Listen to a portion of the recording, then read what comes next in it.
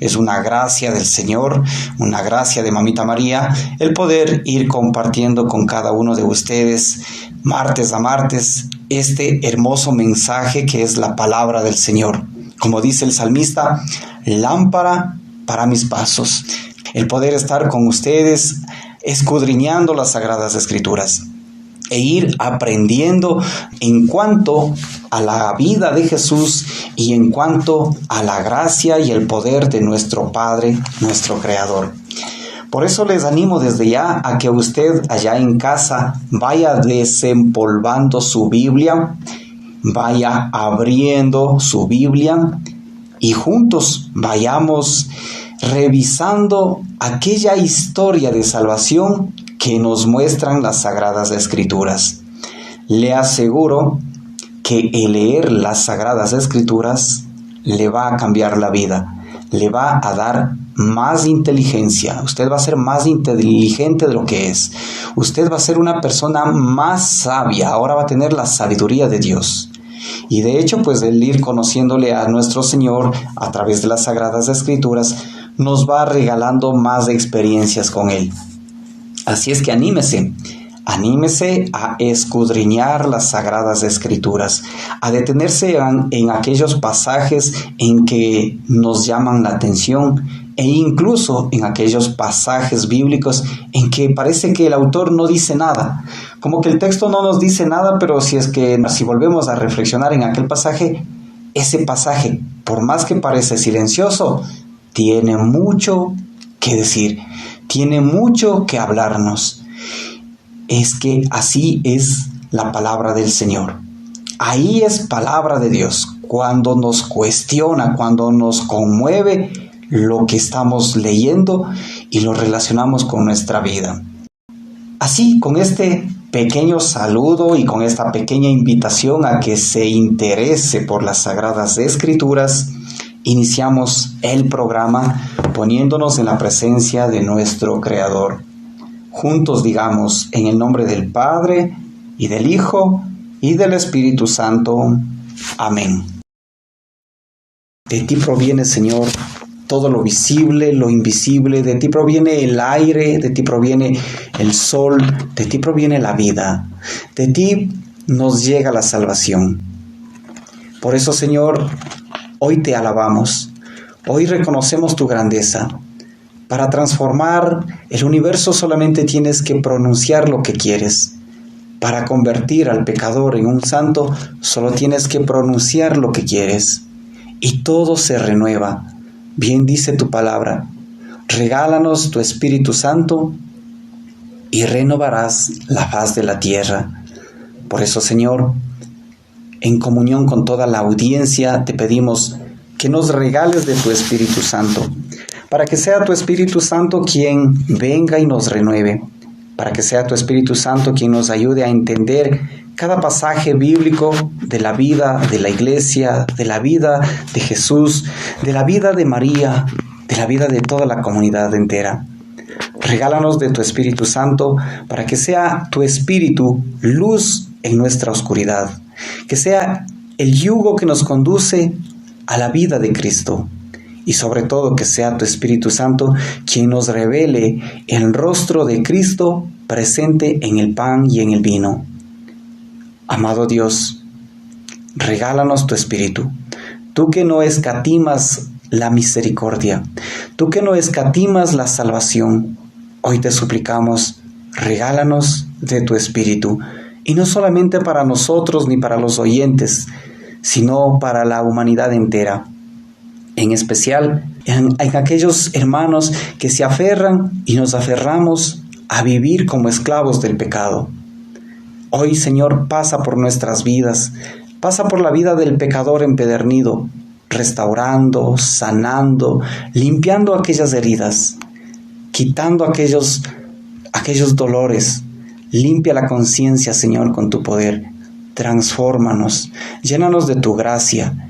Que el vacío que existe en nuestro corazón sea llenado por tu presencia. Que el vacío que desgarra nuestra alma sea suturado por la sangre y el cuerpo de tu amado Hijo Jesús. Que la soledad que experimentamos en la vida, tal vez en una cárcel, tal vez en un hospital o en la misma casa, que esa soledad que experimentamos se vea acompañada y sea reemplazada por tu compañía, por la cruz de tu Hijo. Bendito sea, Señor, por lo que haces y por lo que harás. Bendito sea, Señor, y la gloria es tuya. La conversión del hombre es gracias a tu amor, gracias a tu misericordia. Por eso hoy, Señor, te damos gloria, te alabamos, te bendecimos, Señor, y como muestra de adoración te presentamos nuestra alabanza y la alabanza de todos los oyentes. Bendito sea nuestro Dios. A ti, María Santísima, también te pedimos que nos acompañes y que intercedas por cada uno de nosotros. En especial, mamá, ponemos en tus manos a nuestros hermanos que están en las cárceles, que están en los hospitales, que están abandonados en las calles. Ponemos en tus manos también a nuestros hermanos migrantes que están de paso por nuestro país. Acógelos en tu regazo, abrázalos con tu infinita misericordia y a nosotros enséñanos a ser dóciles por nuestros hermanos. Enséñanos a ser los verdaderos discípulos de Jesús, que no solamente se empeñan en seguir a tu Hijo, sino que son capaces de mostrar el amor de Cristo en el más necesitado. Gloria al Padre, y al Hijo, y al Espíritu Santo, como era en el principio, ahora y siempre, por los siglos de los siglos. Amén. En el programa anterior llegamos hasta Marcos capítulo 4, versículos del 1 al 20. Este texto nos relataba de que Jesús es el sembrador y el hombre es la tierra que acoge la palabra de Dios.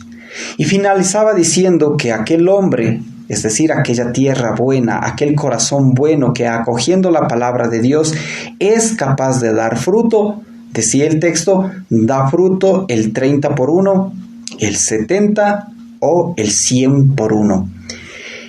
Y decíamos que el 30 por 1 es dar fruto en lo personal.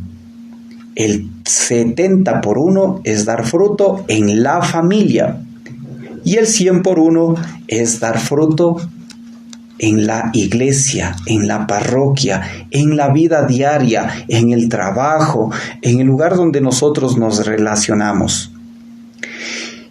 Y este porcentaje tiene que ver mucho, porque no nos dice usted Fernando, usted Rosita que nos escucha, usted José Luis que nos escucha, usted va a dar solamente el 60% de un proceso de conversión. No, el 60% es el 100% para usted. Únicamente utiliza estas cantidades, desde la menor, la mediana y la mayor, para decir que el proceso de conversión empieza en uno, llega a la familia y se amplía a la iglesia, es decir, a la parroquia en general. Hoy continuamos desde el versículo 21 y siguientes. Empezamos en este pasaje a ver ya las parábolas que empieza a mostrarnos Jesús, los ejemplos con los que nos va catequizando Jesús. Evangelio de Marcos, capítulo 4, versículo 21 y siguientes. Jesús les dijo también: cuando viene la luz, debemos ponerla dentro de un tiesto o debajo de la cama. ¿No la ponemos más bien sobre el candelero? Pues si algo está escondido, tendrá que descubrirse, y si hay algún secreto, tendrá que saberse. Quien tenga oídos, que oiga. Palabra del Señor.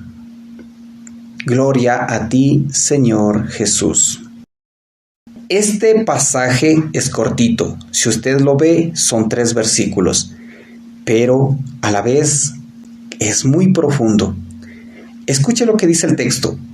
Jesús les habla a los apóstoles, les habla a los discípulos y les dice: cuando viene la luz, debemos ponerla dentro de un tiesto o debajo de la cama. En otras traducciones dice, la luz es para ponerla en un cajón o debajo de la cama. Y le invito a que se detenga en este pasaje. ¿Qué es la luz? Imagínese usted una luz, una vela. Supongamos que es una vela que alumbra todo un cuarto. Esa vela, dice Jesús, es para ponerla en un cajón o en un tiesto, es decir, en un lugar reducido, en un lugar donde va a quedar escondido. ¿La luz es para esconderla o es para ponerla en un candelero? Veamos ahora la imagen del candelero. El candelero es como un pedestal que sobresale en toda la habitación y está destinado para recibir exclusivamente la luz. Esto sí lo relacionamos con nuestra vida. ¿Qué quiere decir este pasaje? Y para poder entender mejor este pasaje, le invito a que revise el Salmo 119, versículo 105. Salmo 119, versículo 105. Escuche lo que dice el salmista. Tu palabra es antorcha para mis pasos y luz de mi camino. Tu palabra es antorcha para mis pasos. En otra traducción dirá, tu palabra es luz para mis pasos. Jesús retoma esta enseñanza de la luz para explicarnos de que eso es la palabra de Dios. La palabra de Dios es antorcha para nuestros pasos, es luz para nuestros pasos. Solamente quedémonos en esto. La palabra de Dios es luz para nuestros pasos. Por eso el salmista dice, tu palabra. Y ahí le invito a que si usted todavía no tiene la Biblia en la mano, pero la tiene por ahí escondida, debajo de un tiesto, debajo de la cama, debajo de algún lugar ahí bien escondido, si de pronto lo tiene debajo o metido en un cartón, vaya y busque, porque la palabra de Dios es lámpara, es luz. Viene la segunda imagen. ¿Es luz para qué dice el texto? Para nuestros pasos. Y en Marcos nos dice, ¿se la debe esconder o no? Pues la palabra de Dios no se la debe esconder, porque es luz para tus pasos. Le vuelvo a repetir, la palabra de Dios es luz para tus pasos. Para tus pasos. Y le animo a usted que diga, la palabra de Dios es luz para mis pasos. Repita conmigo, la palabra de Dios es luz para mis pasos. ¿Qué quiere decir eso de mis pasos? Es para el día a día, es para el minuto de cada día, es para cada realidad.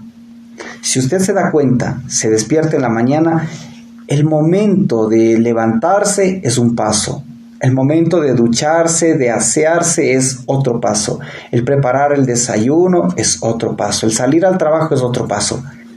Lo que Jesús nos dice acá, que la palabra de Dios es luz para todo el día y para todos los días, para cada momento de nuestra vida.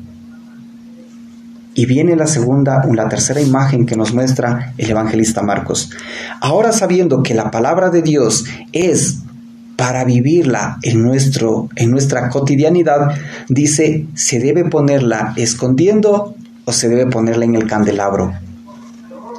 Le vamos a decir, en el candelabro, ¿cierto? Muy bien, está usted muy atento.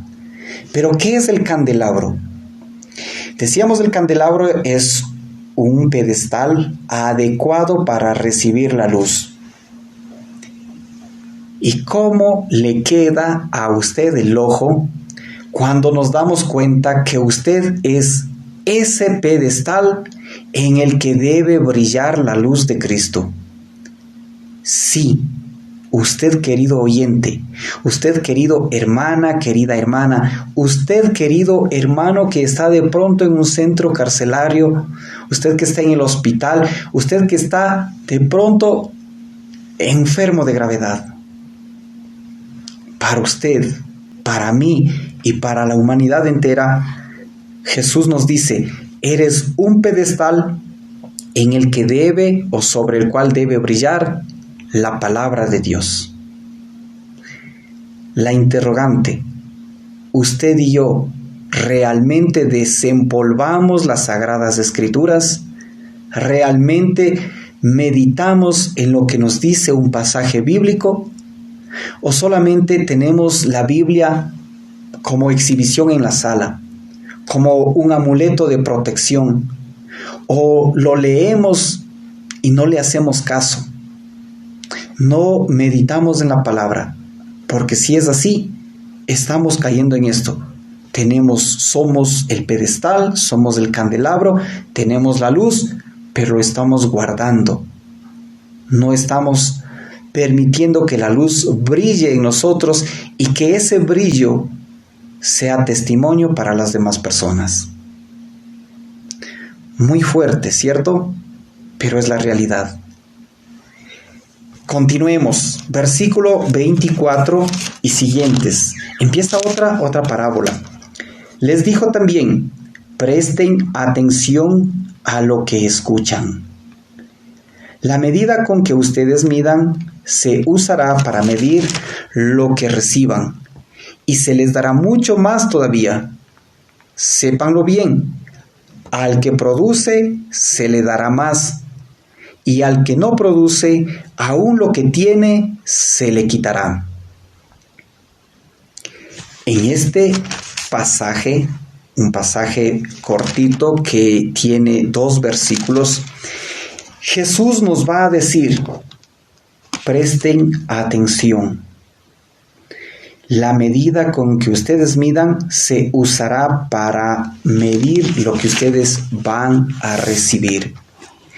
Hay que entender que en el tiempo de Jesús usaban una medida, pues hoy nosotros tenemos la libra, la onza, el kilo, pero ellos utilizaban una medida, es decir, una tazonita, un jarro especial, y ahí viene lo que dice Jesús. Esa medida que sirvió para alimentar al prójimo, también va a ser usada para alimentarle a usted. Pero vamos desde el otro lado también, como nos enseña Jesús. Con la misma fuerza que nosotros perdonamos, somos perdonados. Con la misma fuerza que odiamos, somos odiados. Entonces, como el mismo texto nos dice, escuchen, presten atención. ¿Presten atención a qué? A lo que hablamos de los demás, a lo que pensamos de los demás. Presten atención a la manera de comportarse frente a los demás. Porque de la misma manera que ustedes juzguen, serán juzgados ante Dios, nos dice la palabra. Y ahí entramos nosotros.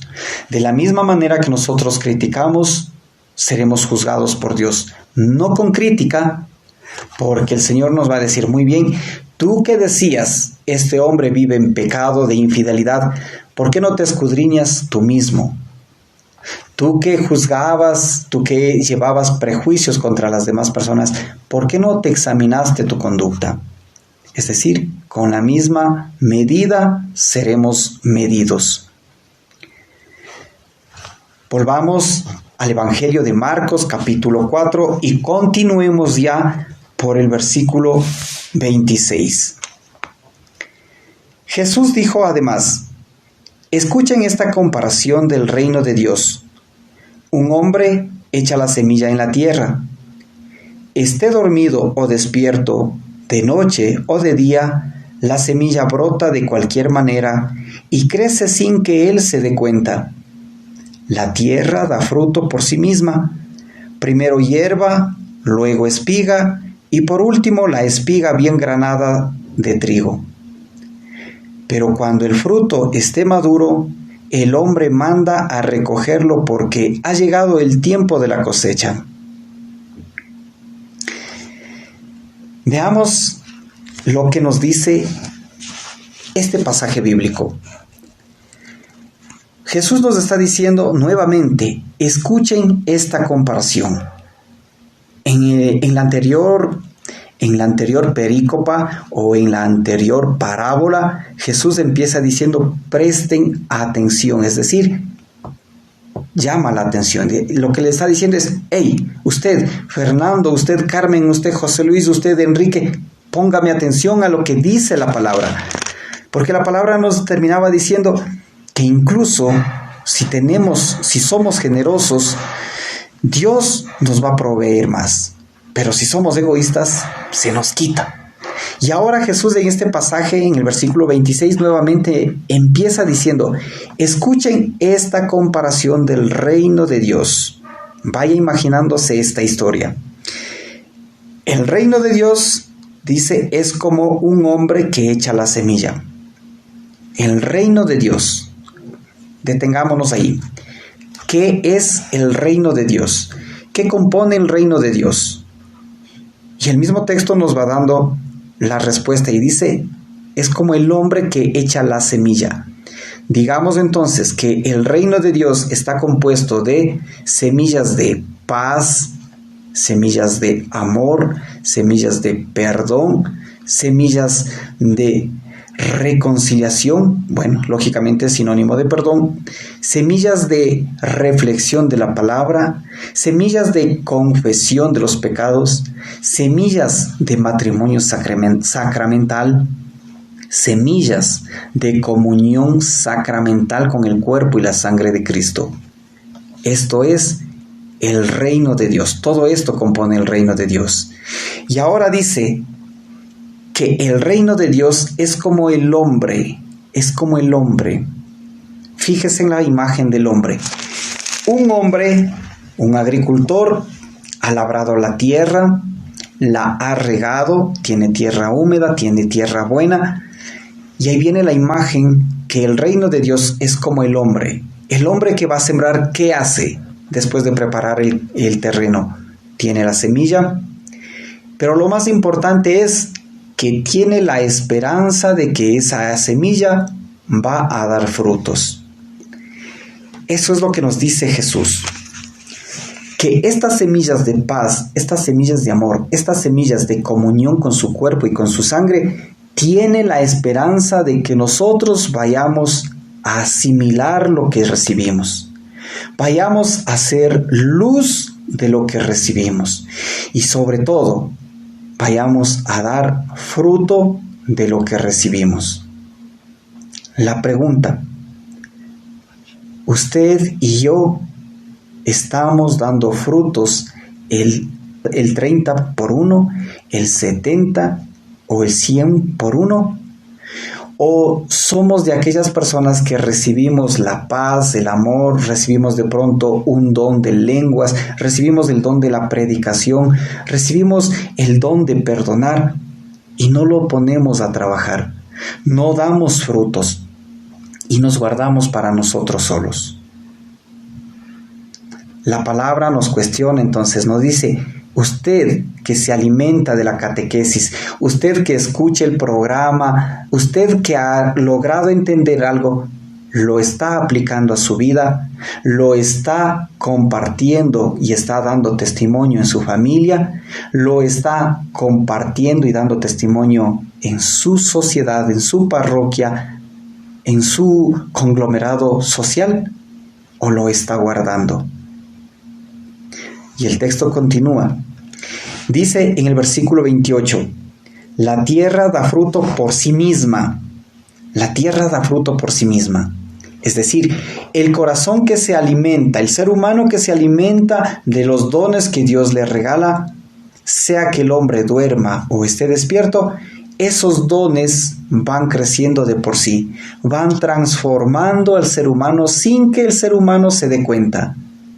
Y cuando el texto dice, sea que esté dormido o despierto, o sea que se acueste o se levante, lo que dice es, cuando el hombre está distraído, la misma comunión con el cuerpo y la sangre de Cristo, la misma oración, le empuja a usted a orar más.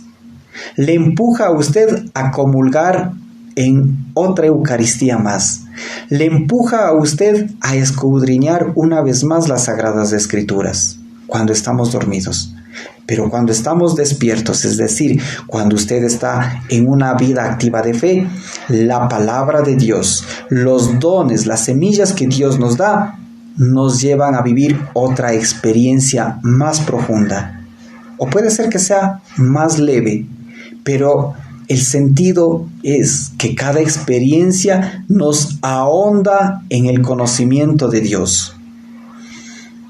Importante entonces en que usted y yo nos alimentemos de esas semillas de Dios para que den fruto en nosotros.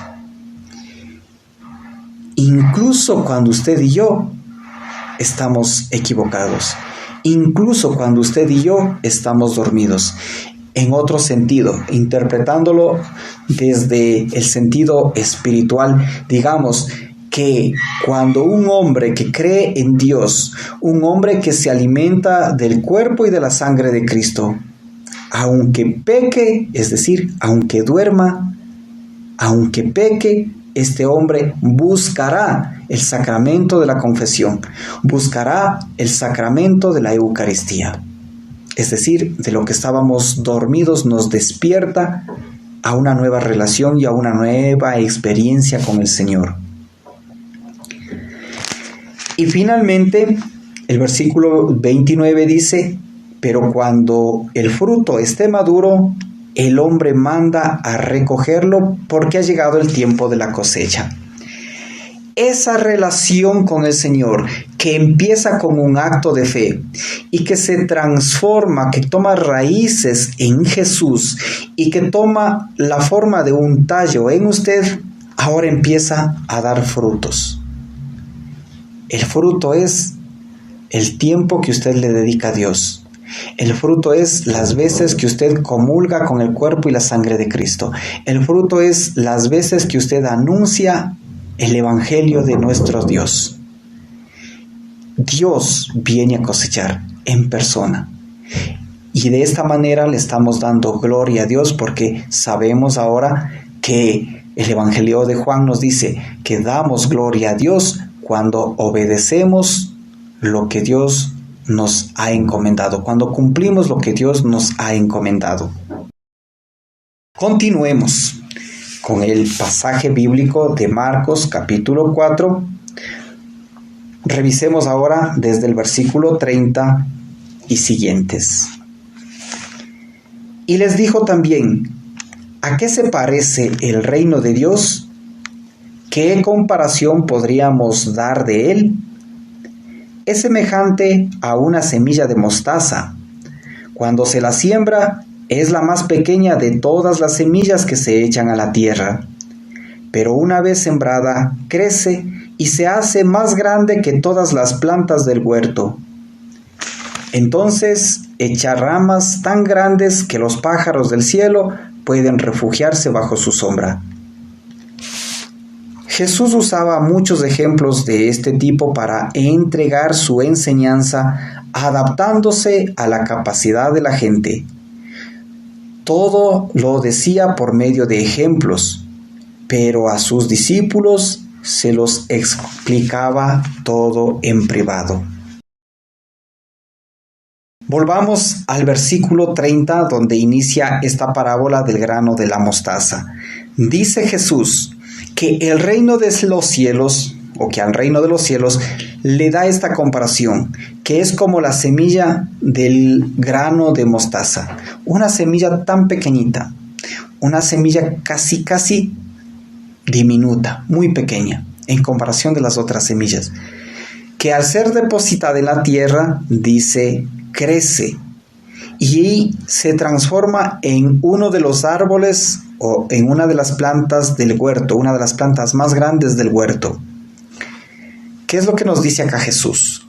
En otras traducciones va a decir que el árbol o la semilla de mostaza es una de las plantas más grandes de todas las hortalizas. Hay que hacer una diferencia. Cuando se habla de huerto, es un lugar donde se cultiva productos para la alimentación. No se habla de un árbol frondoso gigante. No, se habla de un árbol que oscila entre los 80 centímetros hasta el 1,60 m. Es una planta de lo que en mi tierra se conoce como la planta del nabo. No sé si usted ha escuchado la planta del nabo.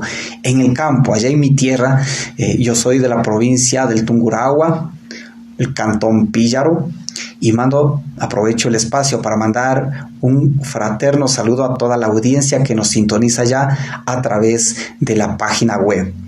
En el campo, la planta del nabo, es decir, es la planta de la mostaza, llega hasta una altura de 1,60 m, 1,50 m. Y eso es lo que dice Jesús. Esa planta, esa semilla tan chiquitita, puede crecer tanto en medio de las hortalizas. Y los pájaros llegan y toman de esa sombra. Y viene el ejemplo.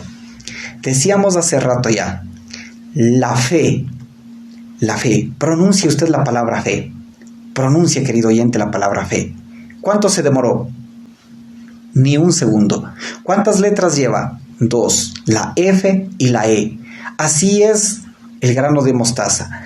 La fe, que es tan pequeña, cuando va creciendo en el ser humano, es capaz de ver cómo Dios va actuando y es capaz de permitirle comprender al ser humano las maravillas que hace Dios. Eso representa el grano de mostaza. Dejémosle entonces que el Señor deposite el don de la fe en su corazón y aceptemos nosotros esa fe. Si a usted en Radio María le dicen Dios está presente en el pan y en el vino, la fe consiste en creer, así usted no vea. Eso es la fe. No seamos como Tomás, el que decía, si yo no pongo los dedos en los huecos de sus manos y no meto mi dedo o en la herida de su costado, no creeré. Jesús nos habla desde su palabra y nos muestra que la fe consiste en creer porque eso está escrito en la Biblia. Es más, en Hebreos nos va a decir, la fe es creer en lo que no se ve. Hebreos capítulo 11, versículo 1. La fe es la manera de tener lo que esperamos, el medio para conocer lo que no vemos. Si usted en fe acoge la catequesis que le dan en su parroquia, tal vez lo que le comparte su hijo después de llegar de la catequesis, o lo que usted escucha en la misa dominical, acójalo. Deje que esa fe ponga raíces en Cristo. Deje que esa fe vaya creciendo como un tallo en su corazón. Y le aseguro que su vida se va a transformar. Continuemos con el versículo 35 y siguientes. Al atardecer de ese mismo día, Jesús dijo a sus discípulos, pasemos a la otra orilla del lago. Ellos despidieron a la gente y lo llevaron en la barca tal como estaba. También lo acompañaban otras barcas. Entonces se levantó un gran temporal y las olas se lanzaban contra la barca que se iba llenando de agua. Mientras tanto, Jesús dormía en la popa sobre el cojín. Ellos lo despertaron diciendo, Maestro, ¿es así como dejas que nos ahoguemos? Él despertó, se encaró con el viento y dijo al mar, Cállate, cálmate. El viento se calmó y vino una gran bonanza. Después les dijo, ¿por qué son ustedes tan miedosos? ¿Todavía no tienen fe? Pero ellos estaban asustados por lo ocurrido y se preguntaban unos a otros, ¿quién es este que hasta el viento y el mar le obedecen? Palabra del Señor. Gloria a ti, Señor Jesús. Bueno, y usted se dirá, ¿por qué y en las otras perícopas no dijo palabra del Señor? Gloria a ti, Señor Jesús. En otro programa compartíamos y decíamos, cuando hacemos un estudio de la Biblia, la primera vez que se lee la palabra de Dios, sí se dice palabra del Señor y respondemos gloria a ti, Señor Jesús, siempre y cuando se trate de los 4 evangelios, Marcos, Mateo, Lucas y Juan. A partir de la segunda lectura, tercera, cuarta lectura, no hace falta volverlo a repetir, no hace falta nuevamente decir palabra del Señor. Por eso no se vaya de pronto a sorprender si usted nos escucha acá que solamente decimos una vez y el resto de veces pues como que ya no lo decimos, ¿no? No es que es por falta de respeto, sino porque es una manera de estudiar la Biblia. Veamos, el versículo 35 nos dice que al atardecer de ese mismo día, ¿cuál día? ¿Cuál día? Le pregunto a usted, querido oyente, ¿cuál día? Pues es hoy. Hoy, cada día es ese mismo día. ¿Por qué? Porque Jesús hace este hermoso ejemplo. Jesús nos lleva a un retiro espiritual. Estamos en Cuaresma y nosotros debemos vivir ese retiro que Jesús vivió en el desierto. Mire lo que hace Jesús. Dice que al atardecer de ese mismo día, le invito, usted recoja todo lo que vivió hoy día. Hoy martes, ¿qué vivió? Desde que se levantó, tal vez un poco de coraje, tal vez un poco de resentimiento, ya con el día un poco de iras, por ahí un poco de chismes, de todo un poco. Al atardecer de ese mismo día, ¿qué nos invita el evangelista? A reflexionar en nuestra conducta diaria, a hacer un examen de conciencia. Y luego Jesús nos introduce a un desierto, nos introduce a un retiro espiritual. ¿De dónde saco eso? Del mismo texto, porque dice, Jesús les dijo a sus discípulos, pasemos a la otra orilla del lago.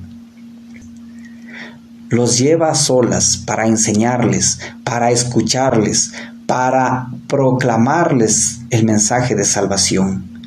Eso hace Jesús con usted y conmigo todos los días. Que nosotros no nos damos cuenta, esa es nuestra falla. Pero la obra del Señor es esta: invitarnos a reflexionar en nuestra conducta diaria y llevarnos a un retiro espiritual ese mismo día, es decir, todas las tardes, antes de que se ponga el sol, antes de que usted se acueste a dormir. Y es hermoso como ver en el versículo 36 nos dice, los discípulos despidieron a la gente y se llevaron a la barca tal como estaba. Imagínese que es una barca donde hay redes, de pronto hay fierros, de pronto hay basura, hay de todo. Hay de pronto un pescado como que está dañándose, hay un balde para coger agua o para sacar agua de la barca, de todo puede haber. Eso hay en nuestra vida diaria. Y Jesús se sube a la barca tal como estaba. Jesús se sube a su vida y a mi vida tal como ha sido nuestro día. Y el mensaje continúa. En el versículo 37 nos muestra que se desata un temporal. Cuando usted entra en comunión con Dios, vienen las tentaciones, es decir, viene el ventarrón, viene el temporal, donde nos empiezan a sacudir para ver si es que realmente tenemos fe en Dios. Ese es el ventarrón. Cuando nosotros nos dejamos llevar por el miedo, nos sucede lo que les pasó a los apóstoles. Entran en desesperación, empiezan a desesperarse, a lo mejor hasta gritaban y decían, Jesús, despierta.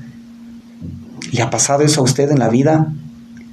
En momentos de dificultad, usted como que ha renegado de Dios y le ha dicho, ¿dónde estás? O como que ha dicho, es que Dios no me escucha. ¿Le ha pasado? ¿Ha tenido esos ventarrones usted? Porque yo sí. Yo sí he tenido esos ventarrones. Y bendito Dios, porque desde ahí nos enseña que Él está con nosotros. No duerme ni dormita mi guardián, dice el salmista. Dios no duerme.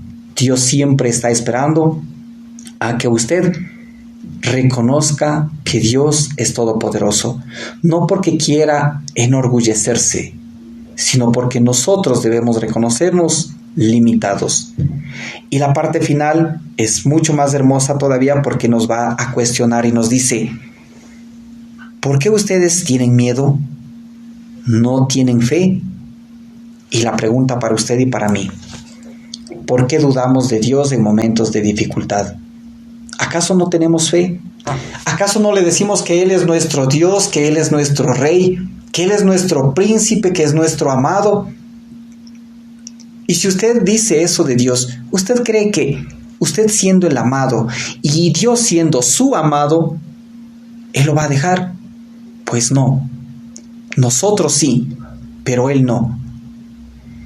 Y me cuestiona mucho la última parte del versículo 40 cuando nos dice: ¿por qué son ustedes tan miedosos? En otras palabras nos dice: ¿por qué han perdido la paz? ¿Por qué han perdido la paz? En momentos de dificultad uno pierde tranquilamente la paz. Con los hijos uno pierde la paz. Con el jefe uno pierde la paz. Con los empleados uno pierde la paz. En el bus, en el metro, en el trole, uno pierde la paz.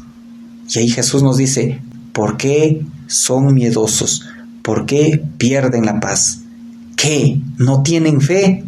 Es decir, que no tienen raíces del amor en su corazón, que no tienen raíces de perdón en Cristo, que no tienen raíces de misericordia en Cristo.